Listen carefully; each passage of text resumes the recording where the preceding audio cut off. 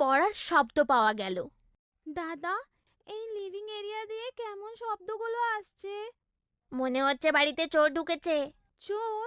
এবার আমরা কি করব? বাড়িতে তো মা বাবাও নেই। আসতে বল, যদি চোর শুনে ফেলে তাহলে আমাদের দিকেও চুরি করে নিয়ে সাথে চলে যাবে। দাদা, আমাকে অনেক ভয় লাগছে। আমাকে চোরের সঙ্গে যাওয়ার নেই। তুই চিন্তা করিস না, আমি এক্ষুনি বাবাকে ফোন করছি।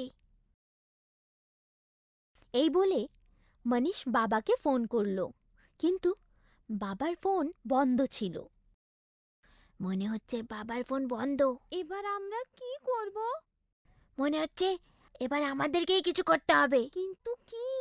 আমি কিছু একটা ভাবছি। এই বলে মনীষ ভাবতে শুরু করলো। তারপর কিছুক্ষণ ভাবার পর ও বলল, এবার আমাদেরকেই কিছু একটা করে এই চোরগুলোকে বাড়ি থেকে তাড়াতে হবে। কিন্তু কেমনি? যদি আমরা এদের বিশ্বাস করিয়ে দিই যে আমাদের সাথে বাড়িতে বড়রাও আছেন, তাহলে এরা অবশ্যই পালিয়ে যাবে। হ্যাঁ, এটা ঠিক হবে। চল আমার সাথে, আর